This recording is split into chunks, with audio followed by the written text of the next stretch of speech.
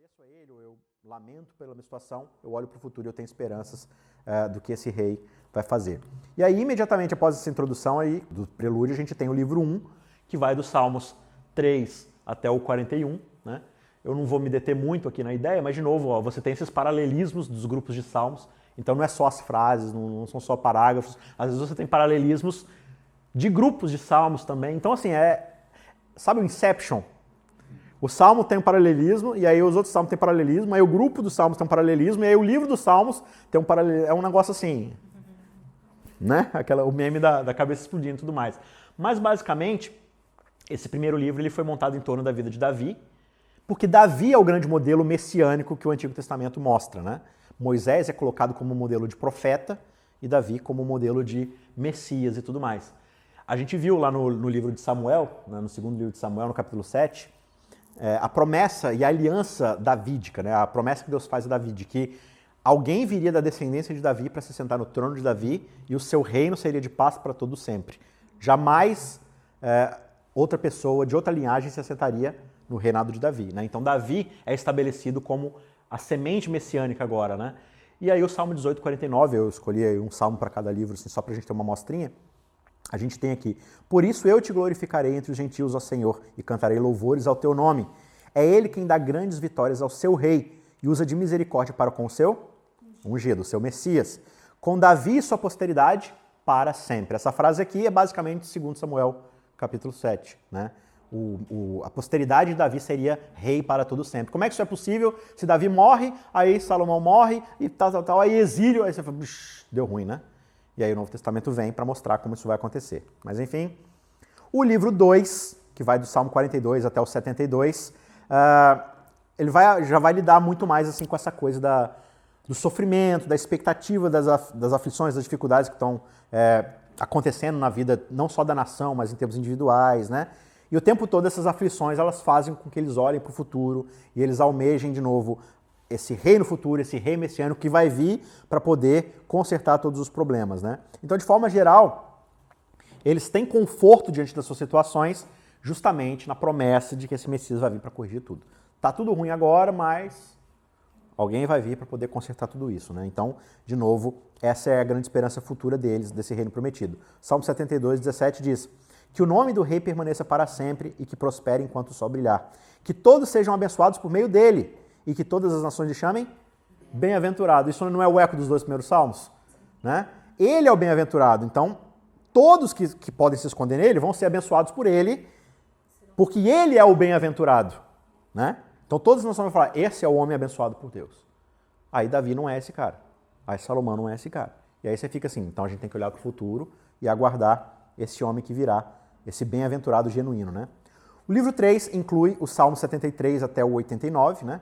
Esses salmos aqui, provavelmente, eles são escritos após o exílio. Eles têm bastante esse grau de conforto baseado em tudo que eles passaram, né? Então eles cantam muito sobre o que eles passaram na Babilônia, sobre as destruições, as coisas que aconteciam lá, né? Eles falam muito sobre essa coisa, por que o ímpio prospera, por que o justo, né? Como se Israel fosse né? O justo e a Babilônia é mauzão, mas Israel não, né? Mas tem essa, não, a gente está sofrendo aqui, mas a gente é justo e tudo mais. Mas, de novo, né? Lembrando sempre dessa ideia da representatividade, dessas figuras. Por que o justo sofre? Né? Por que, sabe?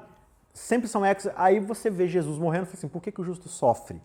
É para chegar nesse momento aqui. Então você vê que tudo ali são ecos que vão olhar para essa visão futura desse Messias, achando que ele vai vir também assim para poder arregaçar com tudo, mas ele também vai ser fruto de todos esses salmos. Enfim, a gente vai chegar lá.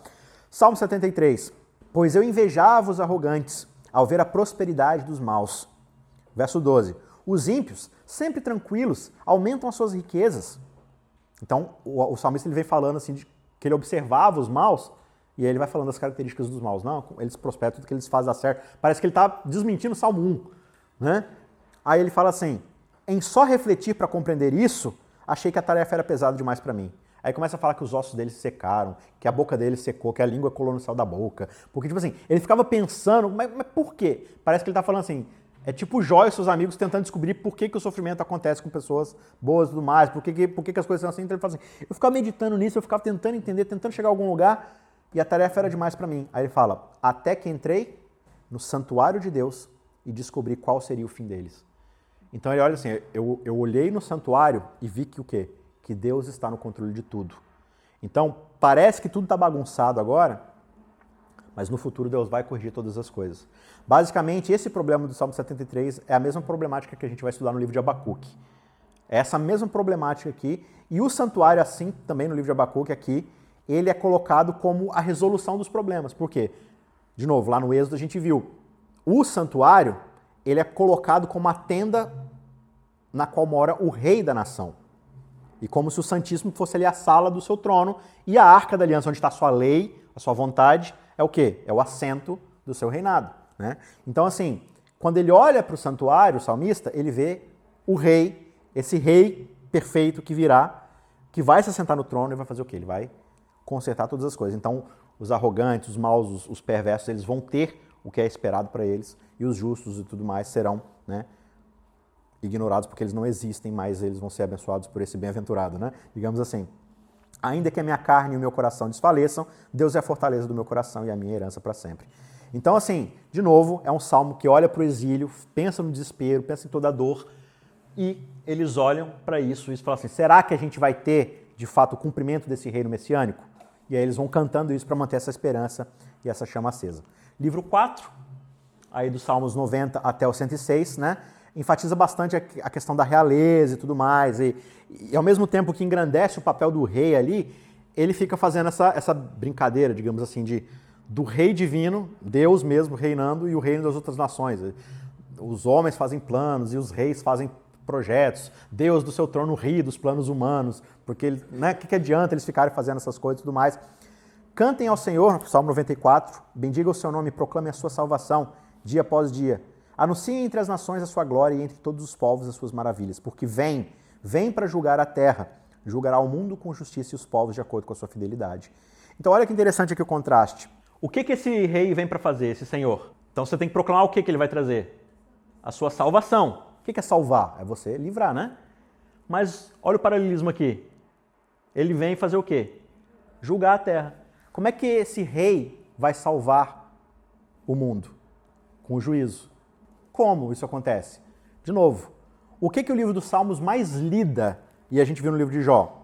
Por que o mal prospera e a justiça é afogada? Como é que você resolve isso e faz com que as coisas sejam corretas? Você precisa de alguém acima disso para fazer o quê? Julgar o que é certo fica do lado certo, o que é errado fica do lado certo. O que é certo recebe o certo, o que é errado recebe o errado.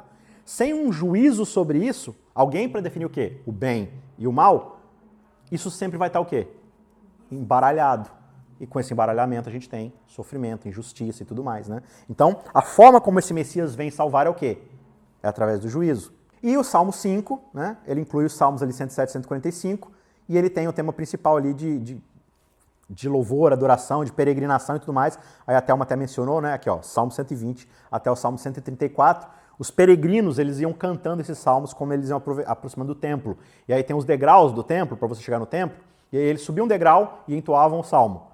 O Salmo 120. Aí sobe mais um degrau, entoa o Salmo 121. Sobe mais um degrau até eles chegarem no templo, né? E logo depois dessa jornada, eles chegam no Salmo 137, que é ali um ponto central ali desse livro, que é a experiência deles de adorar a Deus dentro do exílio. E aí eles falam, às margens dos rios da Babilônia, nós nos assentávamos e chorávamos, lembrando-nos de Sião. Nos salgueiros que lá haviam, pendurávamos as nossas harpas. Como, aí o verso 3 fala que os capatazes, né, falavam, canta pra gente as músicas da sua terra aí, aquelas músicas bonitas que vocês cantam aí de Hebreus. Como poderíamos entoar um cântico ao Senhor numa terra estranha? Então lembra que a gente falou, possivelmente vocês não lembram, mas logo no começo a gente falou assim, olha, a grande estrutura aqui na ideia da redenção, da aliança é o povo de Deus, na terra de Deus, debaixo do governo de Deus. Agora, Deus os abandonou, eles não estão mais no seu reino, será que eles são mesmo o povo de Deus? Então assim, a gente não está na nossa terra, que é a terra de Deus, a gente não está mais sobre o governo de Deus, porque aqui são deuses pagãos e tudo mais, né? Será que a gente é o povo de Deus? Então, se isso é verdade, como é que a gente pode adorar esse Deus se eu nem sei mais se ele é o nosso Deus? Então, até essa dúvida que eles têm, essa angústia, é um louvor a Deus. é trazer de novo essa angústia que eles estão vivendo aqui, né? E aí, de novo, o livro ele vai terminar com essa promessa messiânica, e aí você tem os 5 salmos que são essa doxologia final, onde, apesar desse... é uma gangorra, né? Eles vêm aqui, tal, agradecimento, até que a coisa começa a ficar ruim, aí dá uma queda muito grande no Salmo 137, e aí eles começam a reconstruir novamente através desses cânticos de louvores, né? A esperança e tal. E aí no Salmo 148 aparece essa figura de alguém que tem poder para de fato resolver as coisas que precisam ser resolvidas, né? Ele usa a ideia do chifre, né? Chifre dentro da mentalidade israelita é o poder, né? Então ele fala que Deus vai dar um chifre para esse ungido, ou seja, vai dar poder a ele para poder fazer o quê? Aquilo que eles querem, que é julgar entre o certo e o errado e restaurar a ordem das coisas. Aqui uma pequena amostrinha desses últimos 5 salmos, né? Salmo 146. Louvarei o Senhor durante a minha vida, cantarei louvores ao meu Deus enquanto eu viver. O Senhor reina para sempre. O seu Deus, ó Sião, reina de geração em geração. Aleluia. Então esses salmos eles estão vindo agora, a partir do 137, né? De todo aquele desespero dele, de todo aquele desânimo. 147. O Senhor edifica Jerusalém. Quando eles estão cantando isso, o que aconteceu com Jerusalém? Eles estão saindo do exílio, né? E aí está tudo destruído. E eles estão fazendo, o Senhor edifica Jerusalém e congrega os dispersos de Israel. Ele sara os que têm o coração quebrantado e trata das feridas deles. O 148. Louvem o nome do Senhor, pois o seu nome é excelso, sua majestade está acima da terra e do céu. Ele exalta o poder do seu povo. Aqui é já uma versão mais moderna, mas ele dá o chifre para o seu povo. O louvor de todos os seus santos, dos filhos de Israel, povo que lhe é chegado. Aleluia. 149. Aleluia, cante ao Senhor um cântico novo. Cantem o seu louvor na Assembleia dos Santos. Alegre-se Israel no seu Criador. Exultem no seu Rei, os filhos de Sião. E aí o Salmo 150. Você vê sempre aleluia. Todos eles começam com aleluia, né? Que eu não coloquei o 1 em todos. Aleluia, louvem a Deus no seu santuário. Louvem a Deus no firmamento, obra do seu poder. Louvem-no pelos poderosos feitos. Louvem-no segundo a sua imensa grandeza. Todo ser que respira, louve ao Senhor. Aleluia. E assim o livro se encerra, né? Todo ser que respira. Ele começa a falar no Salmo assim, olha, vocês estão no santuário? Louve ao Senhor. Aí quando você olha para a natureza, fora do santuário, louve ao Senhor. Aí vai trabalhar, louve ao Senhor. Onde você estiver, louve ao Senhor. Quer saber? Todo ser que respira, louve ao Senhor. Né? Então, assim, diante de tudo isso que aparece aqui no livro, de todas essas situações, essas gangorras, essas montanhas russas emocionais, é isso que a mensagem do Salmo vai dizer, olha, no desconforto, na desesperança, no sofrimento, louve ao Senhor. Sabe? Você está alegre, você está emocionado, você está grato, louve ao Senhor. Você está no exílio, louve ao Senhor. Jerusalém está sendo coisa... E sempre esse louvor é fruto de olhar para o futuro e ver que existe esperança nesse Messias prometido que também é entoado o tempo todo em todos esses salmos. Né? E para finalizar, então, como é que esses salmos eles contribuem para a história da redenção? Né? Lá em Lucas 24, 44, a gente viu isso logo na introdução, na primeira aula. Jesus, quando ele está falando ali com os discípulos, né? Ele fala assim, olha, vocês não sabem que essas coisas que estão acontecendo ali, elas tinham que acontecer, né? Da sua morte, lá falando com os discípulos. E ele fala assim, olha, eu já tinha falado tudo isso para vocês, né? Que importava que se cumprisse tudo o que de mim está escrito o quê? Na lei de Moisés, nos profetas e onde? Nos Salmos. Então ele fala assim, os Salmos também falam de mim, de alguma forma. Então como é que Jesus cumpre? Então, porque ele fala que Jesus veio para cumprir os Salmos. Como é que Jesus cumpre, então, aquilo que está escrito sobre ele nos Salmos? E uma forma da gente entender isso nos Salmos aqui é justamente dividi-los entre canções sobre o Messias e canções pelo Messias. O que isso significa? Você tem, por exemplo, canções sobre o Messias, ou seja, vários salmos que colocam a atenção nesse rei de Israel, nesse Messias. Então, você está cantando da esperança desse Messias. Então, é você cantando sobre o Messias, certo?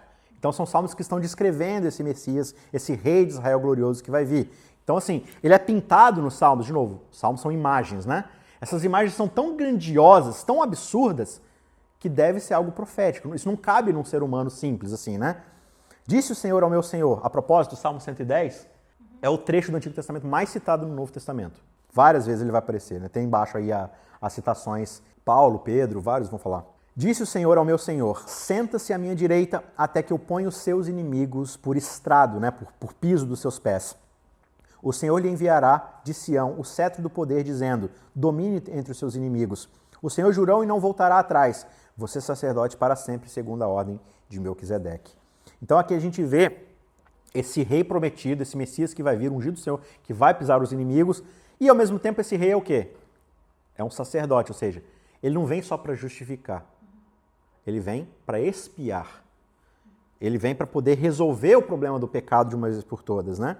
Então esse salmo aqui vai ser citado, né, em todas essas passagens aí, né, mostrando que Jesus é essa pessoa, é esse rei prometido, né? Então esses salmos eles vão muito além da celebração ao rei que está sentado no trono, ali, naquele momento onde o salmo está sendo cantado, mas ele está apontando para esse rei divino e eterno que foi prometido, né, a Davi, essa promessa que foi feita para Davi, desse Messias que viria da sua linhagem.